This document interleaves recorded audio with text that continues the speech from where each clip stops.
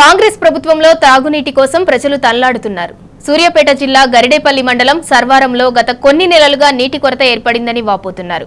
గత 10 ఏళ్లుగా లేని నీటి సమస్య మళ్లీ మొదలైందని, ట్యాంకర్ల కోసం పడిగాపులు కాయాల్సి వస్తుందని అంటున్నారు. వేసవి కాలంలో భూగర్భ జలాలు ఇంకిపోయాయి అనుకుంటే వర్షాకాలంలో కూడా నీటి సమస్య ఎందుకొస్తుందని ప్రశ్నిస్తున్నారు. వారానికి ఒకసారి మాత్రమే నీళ్లు వస్తున్నాయని, వెంటనే అధికారులు స్పందించి నీటి సమస్యను పరిష్కరించాలని కోరుతున్నారు.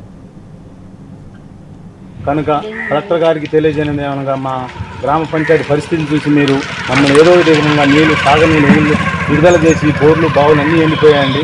విడుదల చేసి మాకు ఏదో విధంగా నీళ్లు రప్పియాలని కోరుతున్నాం. అదేవిధంగా చుట్టూ బోర్లు వేసి ఒక బోరన్న 2-3 బోర్లన్న గ్రామానికి వేసి మాకు నీళ్ళ సదుపాయం కల్పించాలని స్పెషల్ ఆఫీసర్ కానీ, గ్రామ పంచాయతీ కార్యదర్శులు కానీ, గ్రామ పెద్దలు కానీ అందరినీ కోరుతున్నామండి.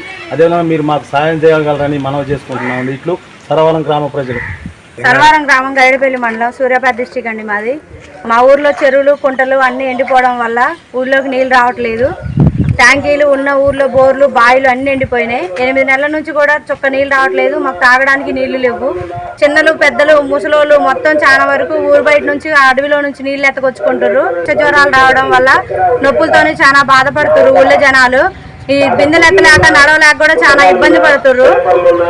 మాకు ఎంతో వద్ద సాగర్ నీళ్లు మాకు విడుదల చేసి మా చెరువు నింపగలరని ప్రార్థిస్తున్నాము కలెక్టర్ గారిని.